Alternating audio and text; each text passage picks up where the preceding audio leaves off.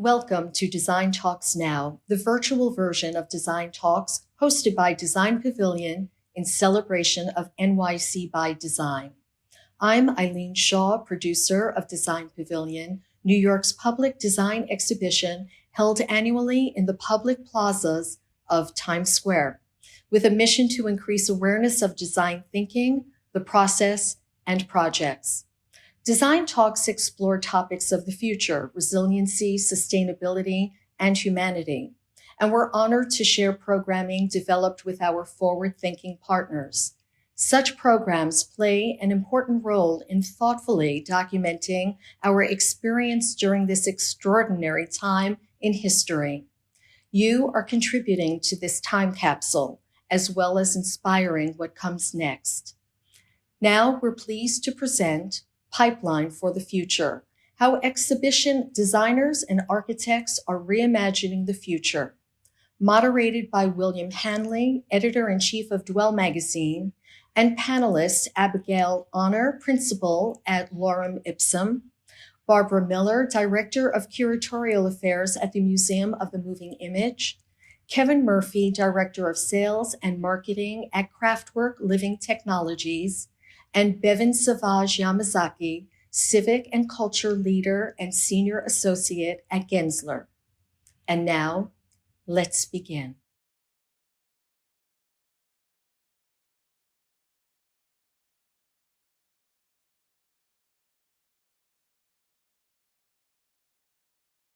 Thanks everyone for joining. I'm William Hanley. I'm the editor-in-chief of Dwell magazine, and I'm excited to be hosting this panel with a group of people working at the intersection of design and physical space. So we have Abby Honor, the founding partner of Lorem Ipsum, an experienced design company headquartered in New York with offices in London and Moscow. Barbara Miller, the director of Curatorial Affairs at the Museum of Moving Image here in New York. Kevin Murphy, the director of sales and marketing at Kraftwerk Living Technologies.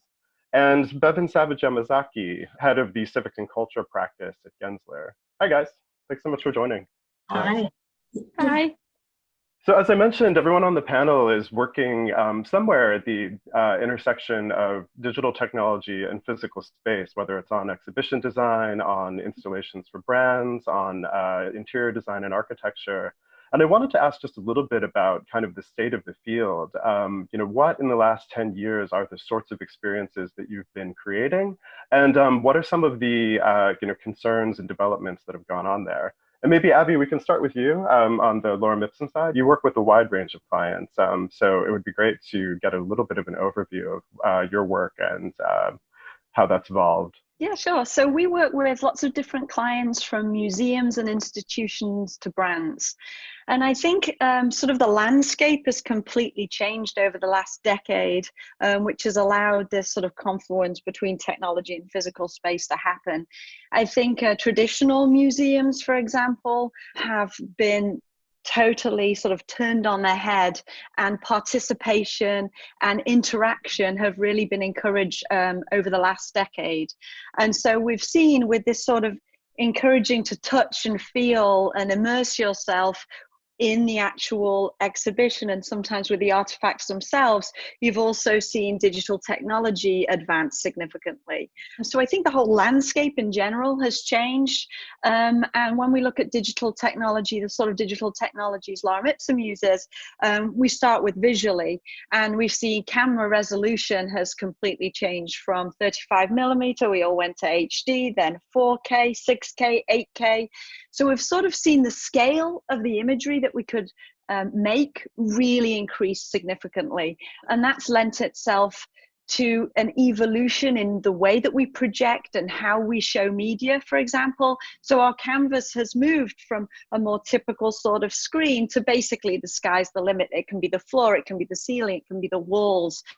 So we've really seen a crazy intersection between media and physical space. And then when we look at audio, originally it was Dolby surround sound and a very simple stereo mono. And today, even with the exhibition like over at Brooklyn Museum for David Bowie, you have sort of user activated sounds and proximity indicators so that you can really create a completely different immersive experience. So that's sort of what we've seen happen in terms of the physical space merging with digital technology.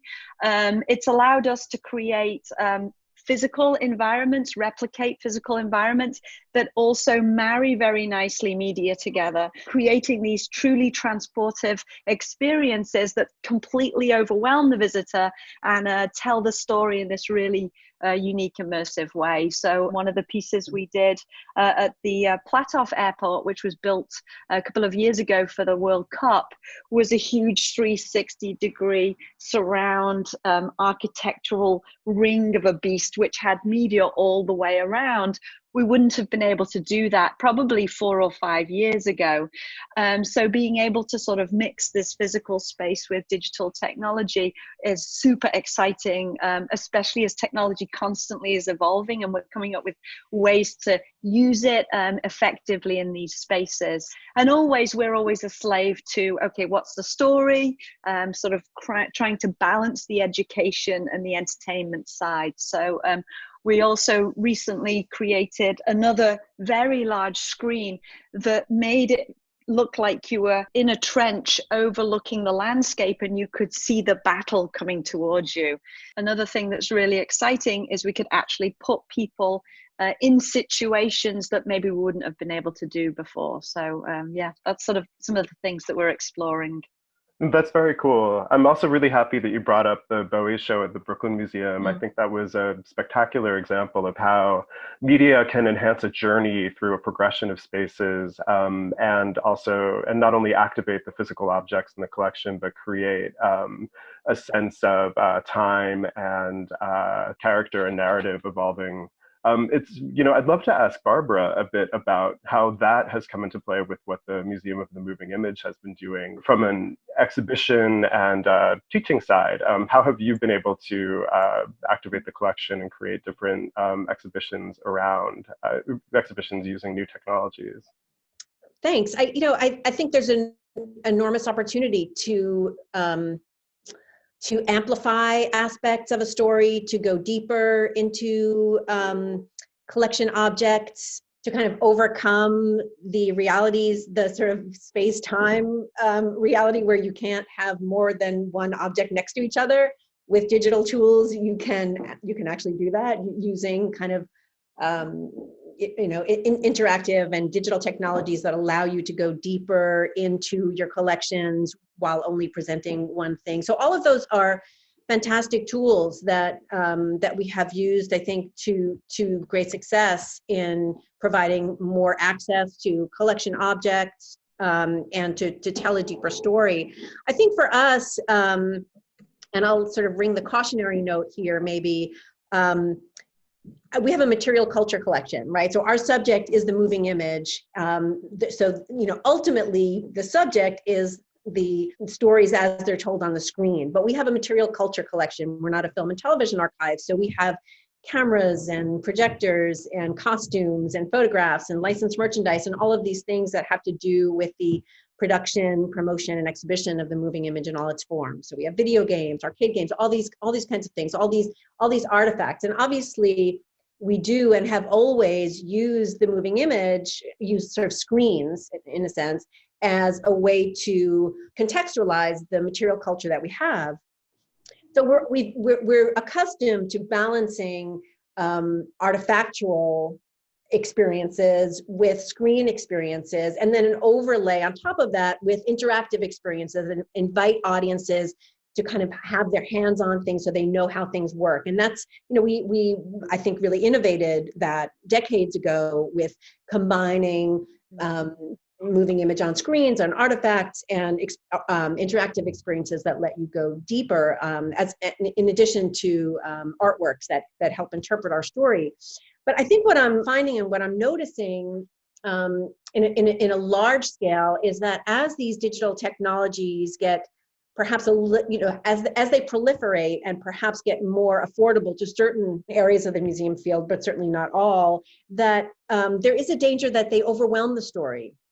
And that if they're not married really, really closely with the story that you're trying to tell, then they become the story. And I feel like my job, right, as I'm not an exhibition designer, I'm someone that has to pick and choose among those technologies to harness them to tell a deeper story, to tell an organic story, to tell something that to sort of realize a story in physical space. I am very careful, right, about the things that we choose, because I don't want those sort of shiny experiences that really are fun to overwhelm the story that we're trying to tell. So that's kind of the note that I want to bring to this is just sort of taking those steps carefully and slowly, and with advisement to sort of make sure that you're telling the story organically that you're meant to tell. Can you give an example of a show that really pulled that off, that sticks out in your mind?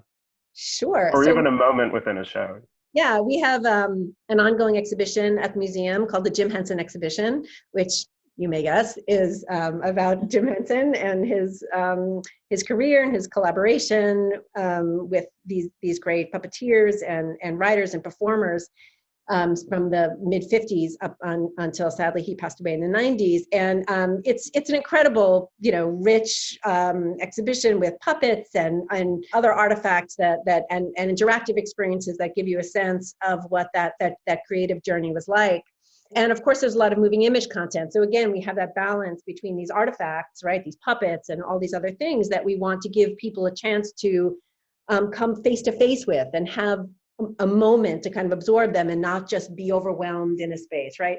So as we were working, with our designers and coming up with these sort of moments within that journey, one of the key moments in Henson's career was the realization of the Muppet Show. After about 15 years of trying to get a network to buy into it, finally it came to fruition. So we have galleries that explore his work from the 50s on and all these kinds of things. And finally, we're in an area where the Muppet Show has sort of come to fruition. And as you enter that space, you have puppets, you have these other things, but there's an installation. It's a grid of all 120 episodes of the Muppet Show playing at once. You're seeing all this content and you're having this experience and you're immersed in this projection, but it's not just sort of a shiny, like, wow moment. It is those things, but it's also communicating through this digital technology, this feeling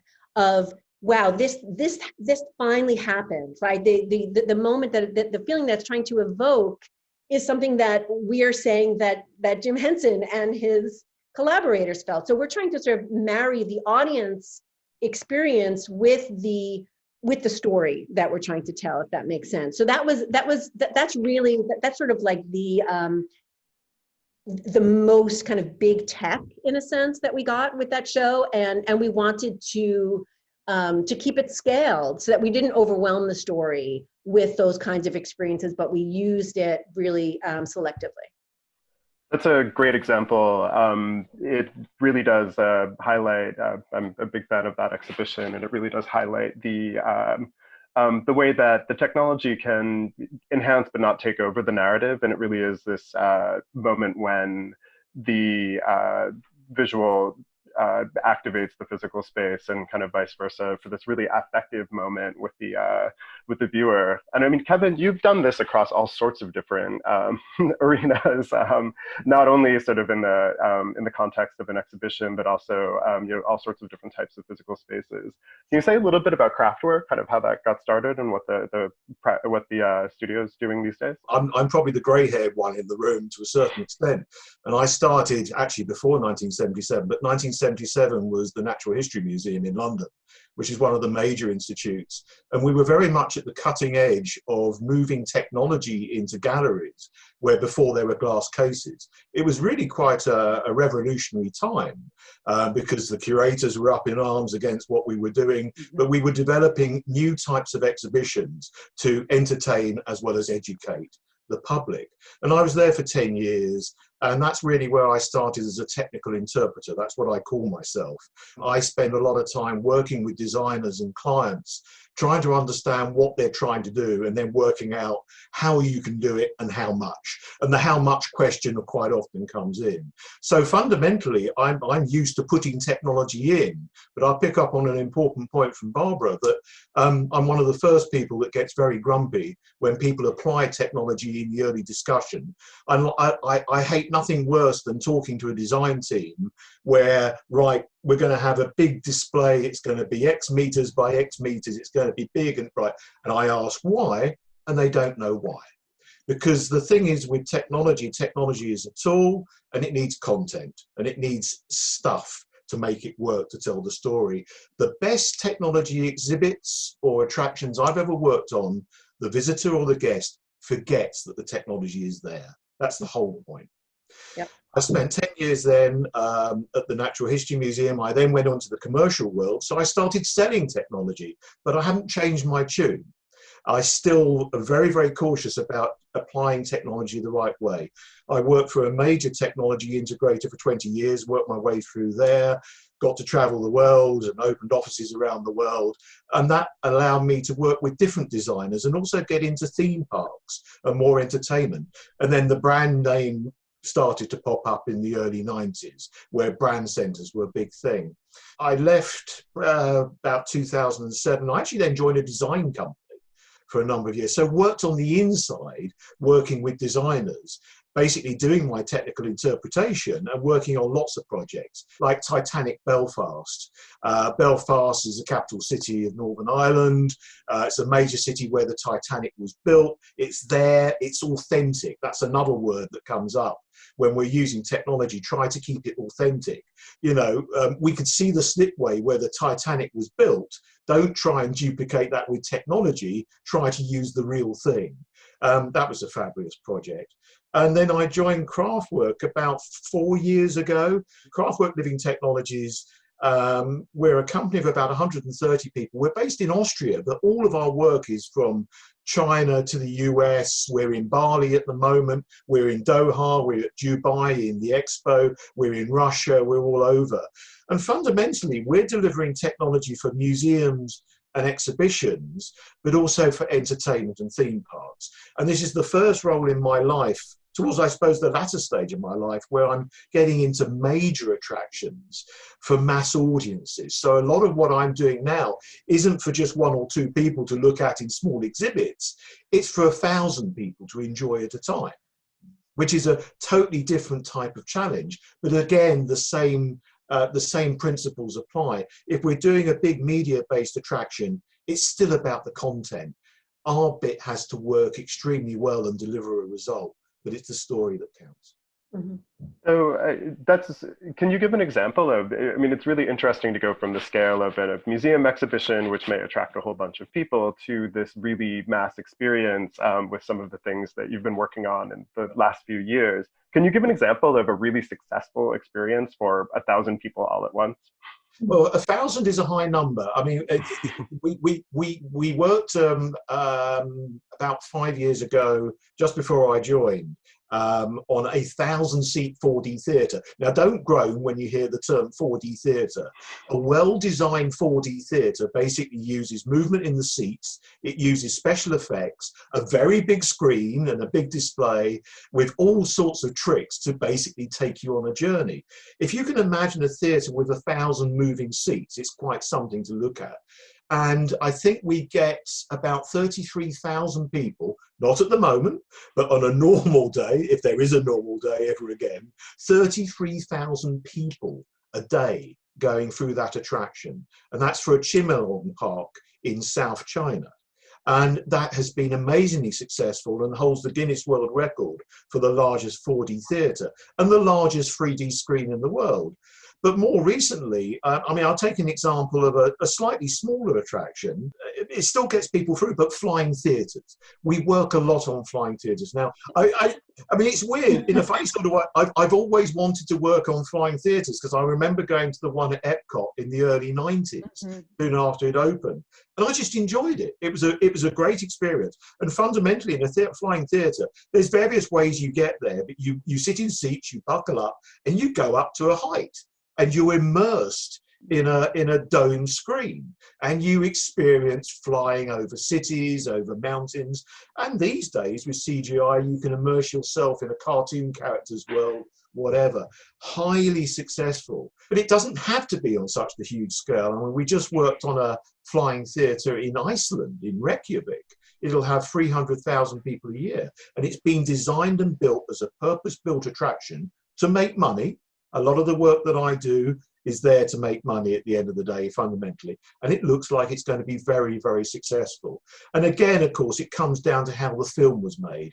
In that particular case, it's a live shooting where high-resolution cameras are used to film all the sights of Iceland. And you can go to that show and you can experience Iceland. And not only that, if you want to, you can take people in the same venue to Taiwan or Vancouver or Toronto or even Moscow.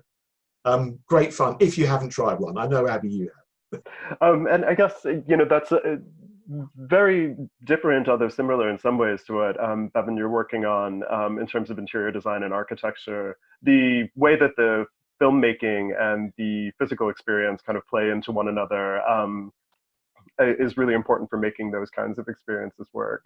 Bevin, when you're thinking about the interior space, how does the media production come into play?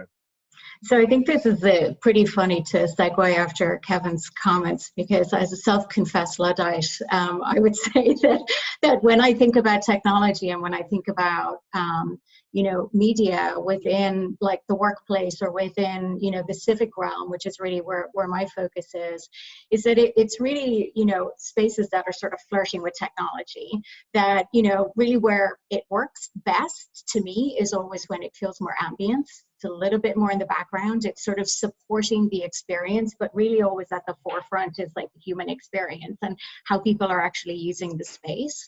And to me, that's what makes successful architecture. What I would say has been sort of changing over the last couple of years in our industry clearly is this sort of real focus on AI and sort of data analytics and sort of bringing that realm in to not only better manage and sort of measure buildings, right? So whether it's going through sensor technology or machine learning as ways to really think about creating high performance buildings, which is something that, we have a team at Gensler that's really focused on that. That's a great way to sort of improve the human experience, but again, a little bit in the background. So you can kind of go about your way, but there are sensors kind of mapping the way you move through the space so that, your heating and cooling technology can react to the number of people in the space, but that it's not a major focus for you. I would say also that this sort of data-driven design is really about sort of allowing us to sort of tailor and adapt buildings that are already built to sort of be better sort of serviced and used by people every day. But again, I think as I sort of look at our practice, sort of, again, more kind of cultural and more civic focused, it's really about creating that balance by really identifying these sort of more lo-fi experiences and balancing it then again with the technology so that it's really a support to how we're having that space sort of work for people that use it every day. Can you think of an example of something that's been really successful lately in terms of recalibrating the architecture using some of these AI systems? Yeah, so we actually did a project really recently, the PNC Tower, which really is a completely smart building. So all of the facade sort of adapts and works depending on where the sun is sort of in the sky. The heating and cooling sort of adapts to the shutters on the building opening and closing. And then inside, again, it's sort of a sensor-driven kind of an environment. And we're also in our office in New York have been sort of testing this sort of sensor sort of driven environment where we have many of our colleagues who are working on one of our floors. It shows how people move around. And this is sort of one of our experimental floors where we have more of a hoteling system. Shows where people are sitting, how often people are sort of occupying that space. So while we're sort of talking to our clients about, the potential for this, we want to understand how it works for us as well, so that we're really sort of sharing that, sort of, I would say, relevant data with them. So it's sort of a bit of an ongoing experiment. Clearly, we've not been in the office for a few weeks, but hopefully when we go back, we'll be kind of picking that up again and moving that forward and then sharing some of those technologies and sort of, responses with our clients. What have you learned about your colleagues' behavior from that? People are really busy.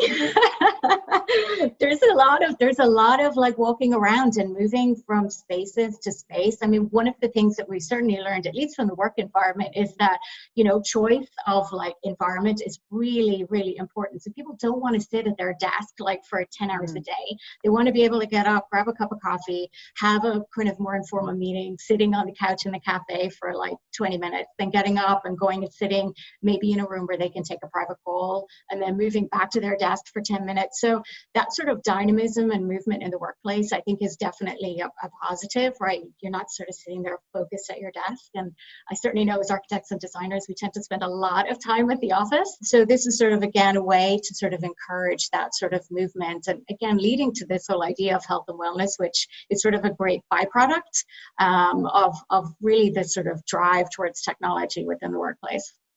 That's an interesting transition, because I want to ask about the role that the rise of mobile technology, different distributed ways of working, and social media has played in the evolution of these physical experiences, whether it's, you know, how we work, or it's how we encounter an exhibition, or how we're entertained. You know, what have the biggest effects, whether it's on the exhibition side or in the workplace setting, what are the biggest effects of that? I was going to start with a slight negative, because there's no harm in exploring some of the negatives. I think certainly when I go back to a lot of my exhibition work a few years back, and even more recently, one of the problems with social media is an odd one. People are actually used to devices. People are used to using smartphones and devices. And the problem is, in a lot of exhibitions, people are trying to replicate that in many ways.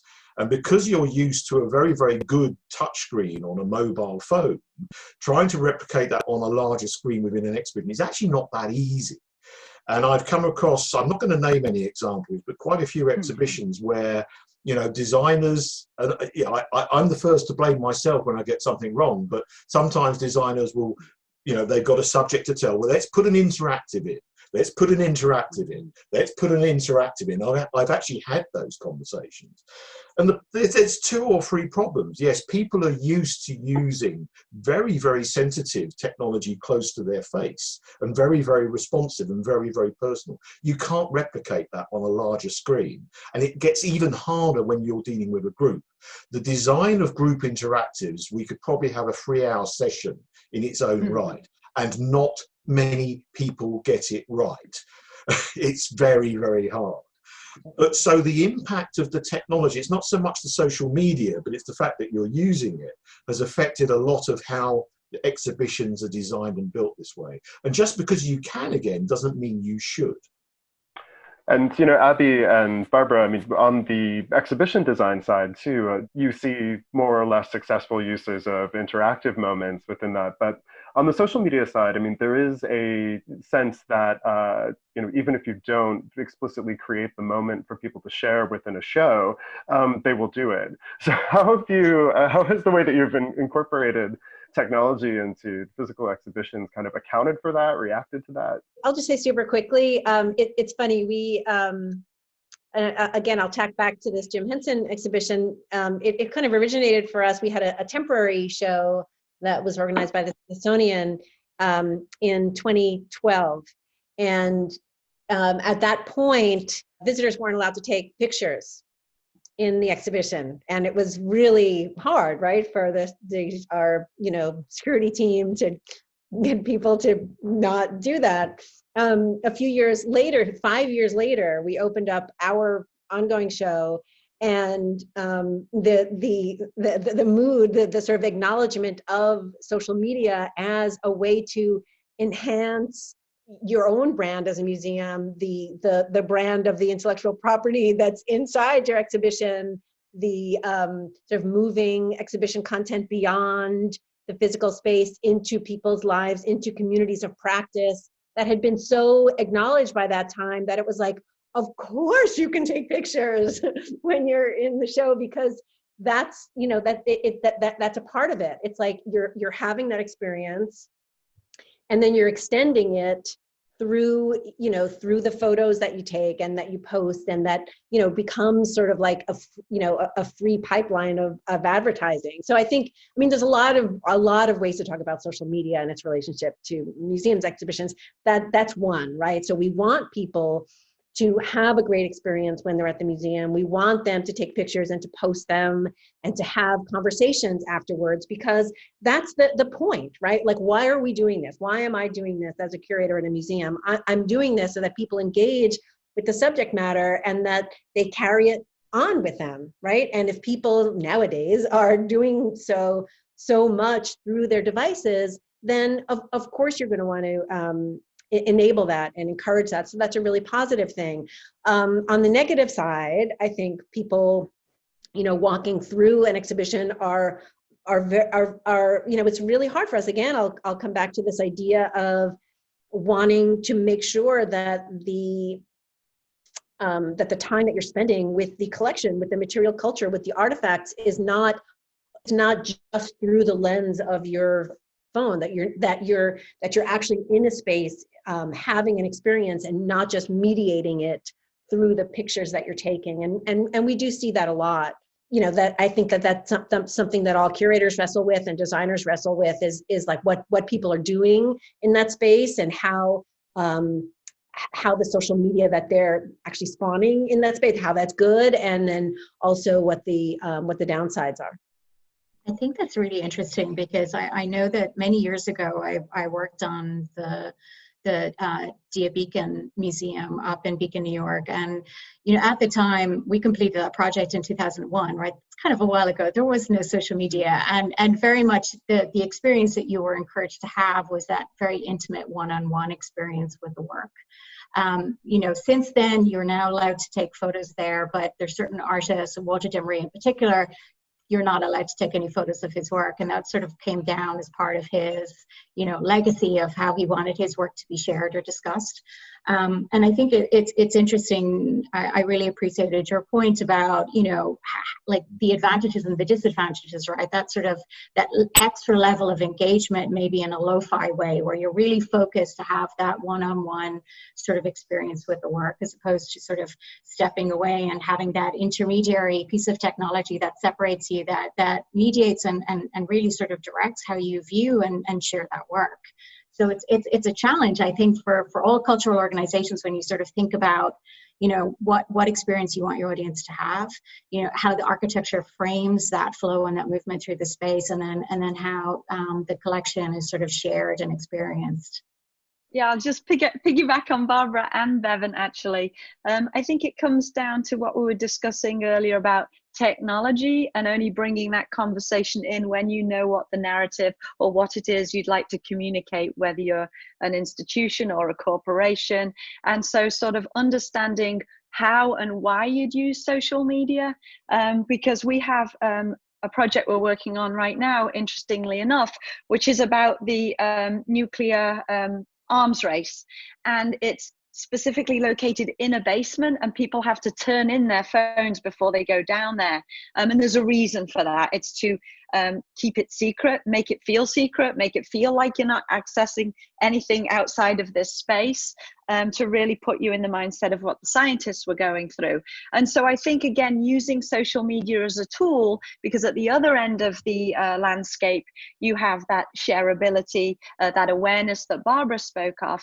And then we're also creating some experiences now that use user-generated content. Now everybody's getting more and more savvy with not only just a still of themselves, maybe it's video, maybe it's some way that you are in the museum space recording yourself there. So it's creating this digital layer from coming, and then maybe also thinking about how you return, because I know a lot of museums are coming to us now saying, okay, we have this beautiful museum, but once you've been once, maybe twice, you're not coming back for a long, long time. You've been there, done that. So utilizing technologies to supplement further stories. I know for the Jewish Museum, for example, they needed us to tell an education story, the history of education. completely separately from what they were telling in the Jewish Museum. And we actually took the technology of drone glasses, believe it or not, where you can actually see visuals here. We augmented them and played with them a little bit. And so using a docent with an iPad, they could control the imagery that these groups of school children were seeing within the Jewish Museum, and they were seeing a completely different narrative. So using mobile technologies to help tell stories, as Barbara mentioned, in the right, relevant, appropriate manner. I think there's lots of ways to use that successfully, and not just like the Museum of Ice Cream way, where you look really pretty. Not telling anybody much, but I look pretty. But that's the place for social media in many respects. It's outside the institute, wherever it will be. And it's about extending that story. I think, you know, if you try to extend the social media practice and giving visitors a voice too much inside the gallery, you're missing a point, because you can do that at home. You can do that with your friends. Mm-hmm. I'll give you an old example, Museum of the Moving Image in London in the early 90s, way before social media. Hey, let's give visitors a voice. And there was a recording studio, and you could record on pneumatic tape in those days. Oh. You gave a group of people the chance to record something and play it back. Of course, it was abused, totally abused. People would record something whilst the tape was rewinding to replay. They'd run outside the gallery, and then what would play in the gallery was abusive. Now, you had to have security staff at that particular exhibit, so it defeated the objective. I think the main point there is be very careful when you give visitors a voice. You may not like what you hear. Yeah, you have to curate it. Yeah, for sure. Yeah. That's a great sort of historical lesson, though, you know, about how people will behave if given the opportunity. But there is, a deep understanding of psychology and other aspects of, human behavior that goes into creating these kinds of experiences in any context. And I'd love a few examples of what any of you have learned about the psychology of encountering technology in physical space, whether it's through how people interact with responsive exhibition elements, or if it's, when exactly the right moment to trigger their chair to vibrate in a in a theater is. I mean, what are some of the takeaways that, maybe someone involved in designing physical space should know about how people behave that's come up in your work? Can I just jump in here, because it's our big pet peeve is people are not as intuitive or smart as you think. I always say I plan for my grandma. They miss, if it's not right there, the big red stop button, they won't hit it. If it's complex or takes more than a second to see, or you bombard them with too much information, it's a failure. We've had like a very steep learning curve over the years just with interactive devices, and in prototyping what you think is really, really clear, just they don't understand what to do. And so it's really been about designing so that you are really leading people from a physical design and an interactive perspective. Kevin, I don't know if you've also found that you've got to really make it really accessible for all age groups and incredibly basic. It's got to be accessible to people of all shapes, sizes, disabilities, and so forth. And it's interesting to hear the word prototype again. Sorry, I keep going back over the years, but it's relevant to today. The one thing I do miss is evaluation. When again, at the Natural History Museum, because we were so, we're talking late 70s, the technology was slide projectors and push buttons and lights. But virtually every major exhibit was evaluated. It would actually be built up and prototyped and actually tested with members of the public report. And so the evaluation officer was an important part of the museum. I actually wonder how many museums still have evaluation officers on the exhibition team. You might correct me. I'm looking at Barbara, you might correct me, but in a minute. And even when I worked in a design group, we didn't really do evaluation, not to such a huge extent. And that seems a bit of a shame. So it's good to hear that prototype word again. Bevin, it's really central to what you're doing in the civic space too, just in terms of data collection and manipulating and shaping our understanding of how people use that space. What is the role of kind of prototyping and iteration within your work? Yeah, so it's actually a great question. So a few years ago, we really wanted to try and kind of understand what actually a great experience was, right? Whether it was in a public place, whether it was in a museum, whether it was in the workplace, like what really constituted as a strong, powerful, successful experience. It's a tough one to evaluate because really it's sort of a mix between like the qualitative aspects of design, which, you know, are a little tougher to sort of measure, and then the quantitative, and then it's really a blend of the two. And so we started to kind of work on this sort of multi-year Gensler Experience Index, which began to, again, gather data, you know, interview over 4,000 people in a range of different places to kind of understand, well, like when you leave here, what made you feel good? Like, what was it about that experience? Was it the lighting? Was it something more physical? Was it something sort of like a little less quantifiable? And ultimately, the sort of the results were sort of similar in a lot of cases, that it was really about going to a place and having your sort of needs satisfied, right? And that's really what made a successful experience. And so how do you design around that? So I really wanted to sort of take a lot of that information and some of the framework that we had set up and apply it to museums. So last year we interviewed about 2,000 museum goers across the US to really sort of learn, you know, when you come to the museum, what is it that makes you want to come back? What is it that made you sort of be filled with delight? Like what created that awe for that experience? And so much of it was about having balance. And it was balance between the lo-fi and the digital. It was about being able to come to a space with a whole set of like, you know, unstructured intentions and having the majority of them filled, which is a really tough thing to ask museums to be able to do, because that goes well beyond the architecture, and a lot of that is to do with the program. And then also it's this idea of creating spaces that are equitable, right? That everybody comes and arrives and feels welcomed, that there are, you know, bathrooms for everybody, that you can go where you want and you don't have to come up a set of steps or have somebody help you get in the building, that you can travel in with everybody. And so sort of that sort of blending of the physical space, the program, and then also that sort of need to sort of fulfill this sort of this human experience aspect, sort of all blended together. So it's a little tough to sort of say it's this and this and this. It really is kind of a careful woven blend of all of these aspects that sort of create a great architectural experience.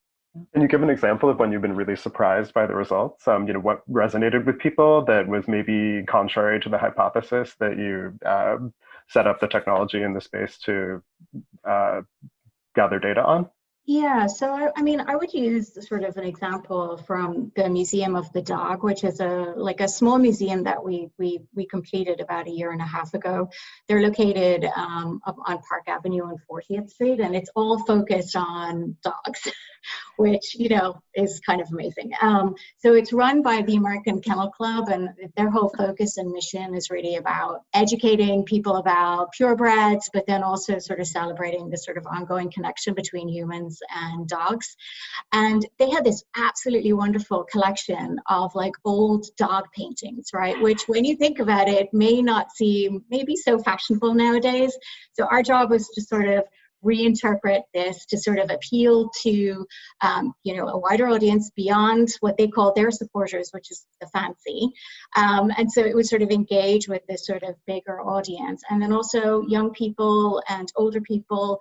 So we started to think about, you know, that sort of blending of creating an app for them, so that if you wanted to engage in further interpretation, you could do that. Or you could just stand there and look at the art and sort of experience the space.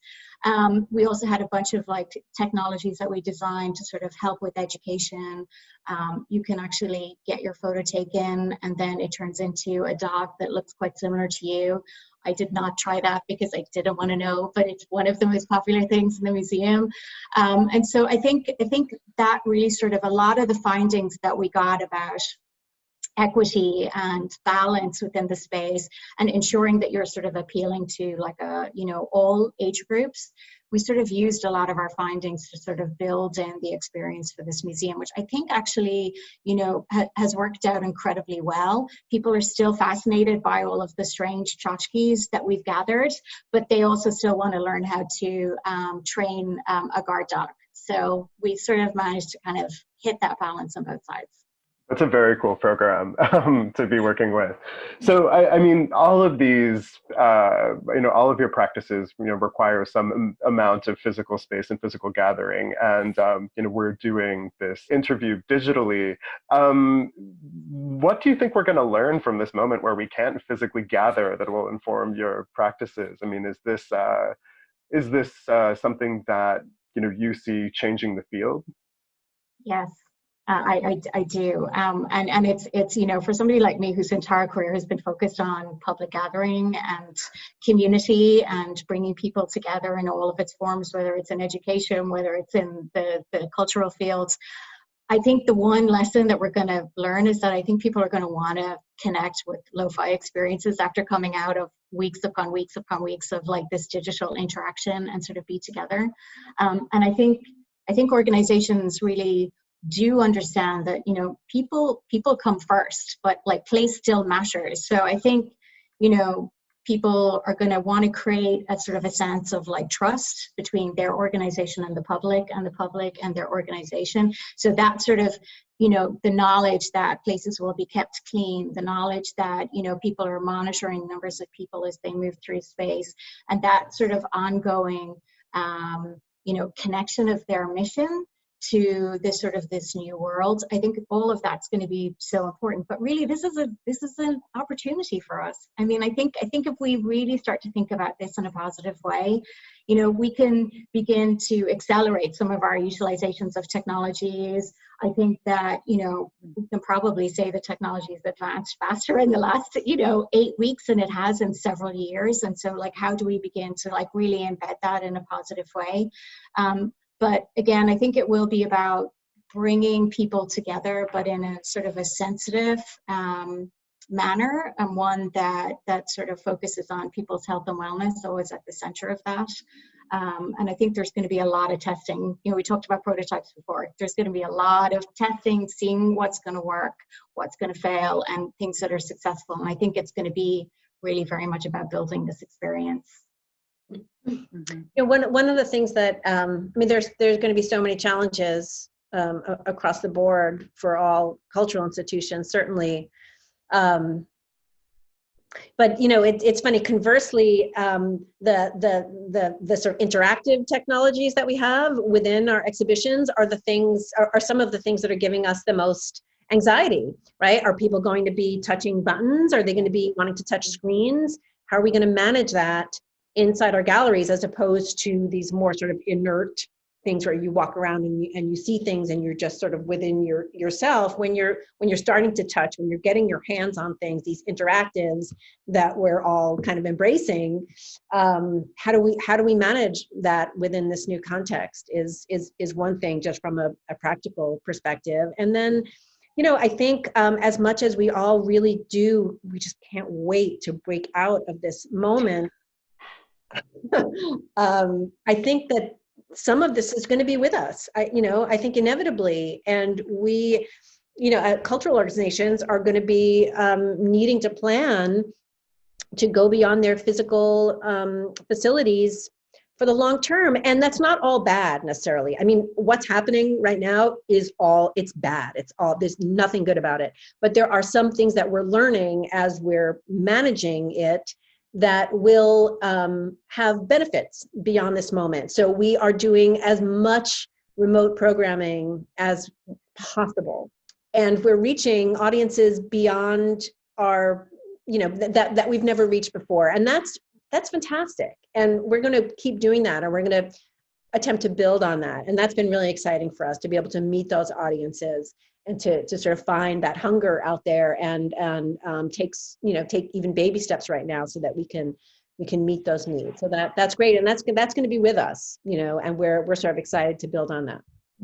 I was going to say, just to piggyback on what Barbara was saying, we're in the middle of designing an exhibition that does involve some audio, and right now it still involves audio you have to touch and put to your ear. And all of our discussions are about, okay, when we open this in a year, will that be appropriate? Will people feel comfortable? And not only that, but it's sort of the science side, you know, with medicine, as we learn how to deal with it and what's okay and what's not okay, that'll affect our design as well. So it's sort of like a really sort of learning curve in terms of understanding as we come out of this. I know something completely random that we didn't anticipate happened to one of our projects. We were working on a VAC museum with one of the top contemporary artists right now. We're about to start work on it. And unfortunately, that's been postponed. A lot to do with people flying, because it's for the international art community. And if the international art community can't come, it changes everything. So a lot of also about the type of visitors and who visits will affect it. Not only sort of lots of museums are local, but some of them rely on international visitors. So we're sort of looking at some of our projects that are being affected from that perspective. On the silver lining, as Barbara mentioned, it means smaller groups. It means less overcrowding. It means being able to see everything clearly. I mean, I was just in the Louvre in July, and it was abysmal experience, talking about what Bevin was discussing, is sort of like how you navigate spaces and how it makes you feel. It's dreadful. It's like the worst experience ever. So I'm looking forward to there being less people and more space to see and enjoy. So I always feel there's a flip side to everything. And then we're looking at docents taking people around, you know, maybe not touchscreen, not explaining things with touchscreen, but again, harnessing technology to tell the same story with more use of human touch and a guide. I still go back. I still think a lot of visitors in a lot of exhibitions do like looking. They like being delivered information, entertainment. You know, I can watch a really good film on a little tiny screen. It doesn't matter if it absorbs me. So I think in some respect, one of the good things, one of the silver linings for me is maybe a lot of clients and maybe a lot of designers will think again about what they're doing and why they're doing it. But there's two big issues for me about the whole thing. The first is visitor confidence in group spaces. Is it really going to come back? You know what? None of us know. Nobody knows. Yes, okay, so Shanghai Disney is reopened to a limited degree. All the tickets sold out. But are people going to mass flock to the same extent? In the attractions market, it's a really big thing because these theme parks are expensive to build. It needs a lot of visitors and a lot of spend. So the first thing for me is visitor confidence, and we just don't know. And to answer your question, Abigail, in terms of designing for the visitor, you have to design as if it's now. You've got to deal with COVID-19 now, because the chances are in a year's time when your exhibition opens, it's still going to be an issue, because one thing is, this isn't going to go away. It's going to be a regular thing, and it's with us for many, many years. But the biggest single problem I have looking forward, and again, I don't have the answer, is investment or lack of. The money's disappearing. And I'm already hearing, I mean, we're very fortunate at the moment. We've got a number of very big projects that are funded, invested, the clients are moving ahead. Touch wood, we haven't had any cancellations of any projects yet, and we're working on site. But talking to some of the guys who are working in business development of some of the new ideas and new projects, the investment is disappearing. So the ideas are there, but nobody's willing to put the money forward. And that's going to be the real big issue. It's going to be the lack of cash. And that's where I fear really for the cultural institutions, because we've got some great museums, large and small. I think the larger museums, in some cases, maybe it will force them to rethink, which is good. You know, I love small, medium-sized museums. I fear for the lack of funding. That's the one problem for me. I think there's going to be some nasty effects. So, you know, those the Charles Dickens, Kevin, did you see the Charles Dickens Museum in London? That's like on its last legs. They have it on their website looking for funding. If I was really honest, I think actually a lot of museums were on their last leg. And I think this is where you hit into a discussion about, you know, the government's role in funding a lot of these institutions. And it's, you know, I've been involved in big museums for years and years. It comes in and out. Do public pay? Do they not pay? Do they, you know, the Natural History Museum, I think I went through 5 iterations in 10 years of paying or not paying. And it's a big, big thing. Don't let our culture die. Bevin, you began to speak about how some of the technology you've integrated into different spaces or have learned from in different spaces have affected accessibility and universal design, and how we can create spaces that respond to the needs of many different people. And I wanted to ask, in terms of data and information gathering and things like that, how have you tailored the work of the design practice? And then in the exhibition context as well, how does that come into play? It's interesting. We recently completed the renovation or renewal of the Ford Foundation Center for Social Justice, which is Roach Dinkley building over near the UN here in New York. And it's a very special modernist building, which was, as an Irish architect, was terrifying touching another Irish architect's architecture. But we took on this sort of challenge, and really the focus for the organization of the Ford Foundation was to create an equitable building that was open and welcoming to all people. And this idea of dignity for all sort of permeated through every single design decision that we made. We set up a set of guiding principles at the start of this project that talked about making views and access to the garden for everybody, for the public, for people who worked in the building, transparency so that you saw what was going on in the building, because many philanthropic organizations sort of feel closed doors and what's happening behind that. They really wanted to sort of change that. But really at the core of all of the changes we made was creating a space that everybody could enter, everybody could use. It had a range of restrooms for, depending on where you wanted to go, you always felt welcome and included. And that sort of idea of equity in architecture was really the key.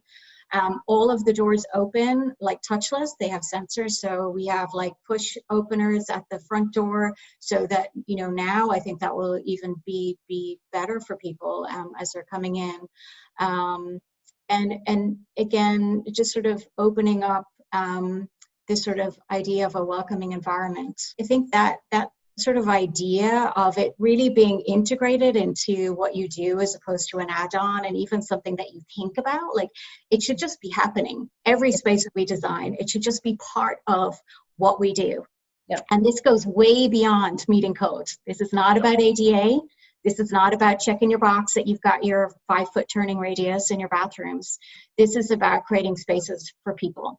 Yeah. And so they, as an organization, really, I think, have really upheld the values of what it means to sort of live in a community and be welcomed and to be equal. So I think it was a very powerful sort of statement by an organization like that to sort of rework this very iconic building to really meet the needs of their future community. Mm-hmm.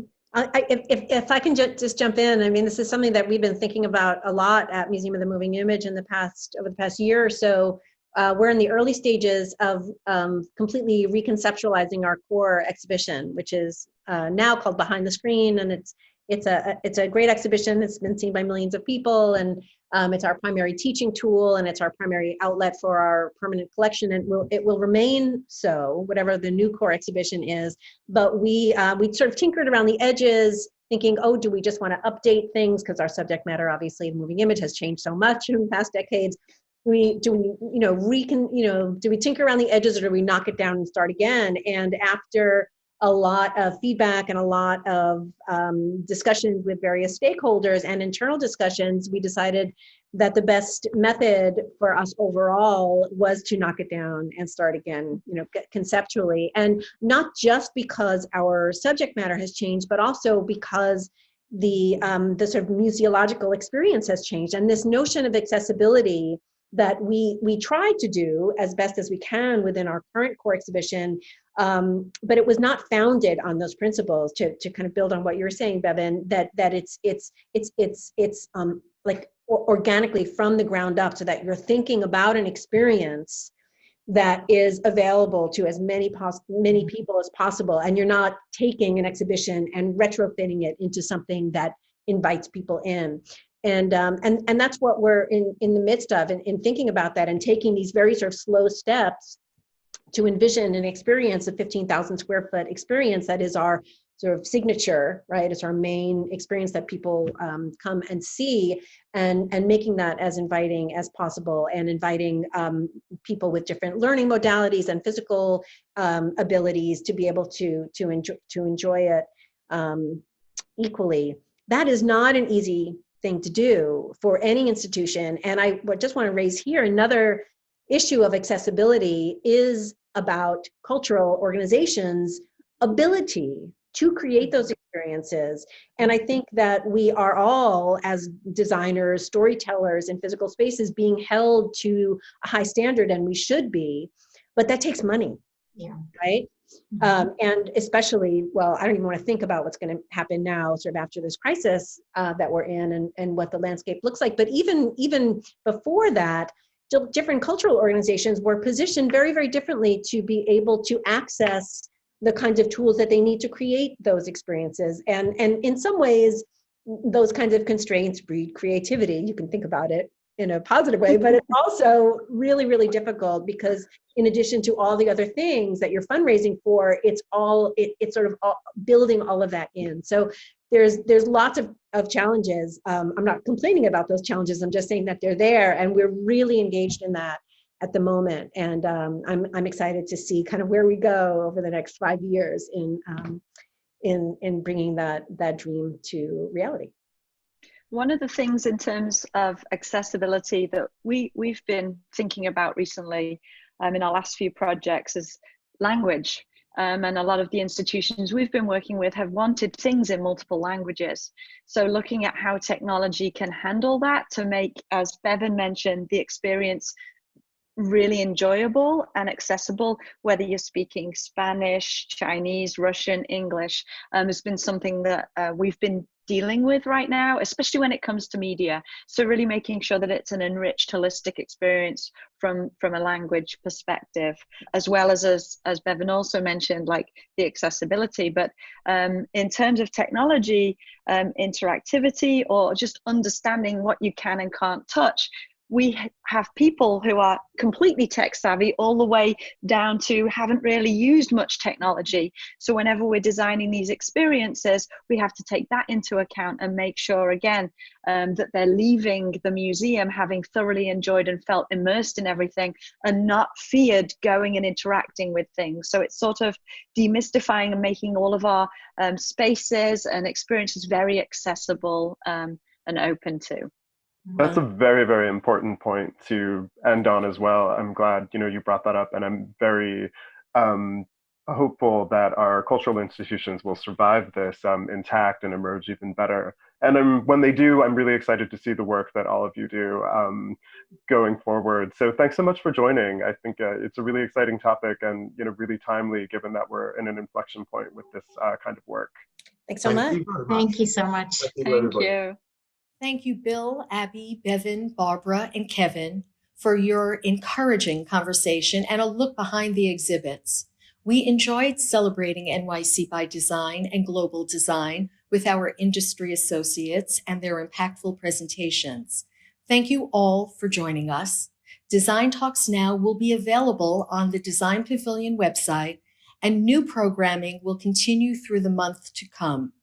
You can also find information on our topics and presenters on our website, so please visit us there. And for now, stay safe, stay smart. Design stands together.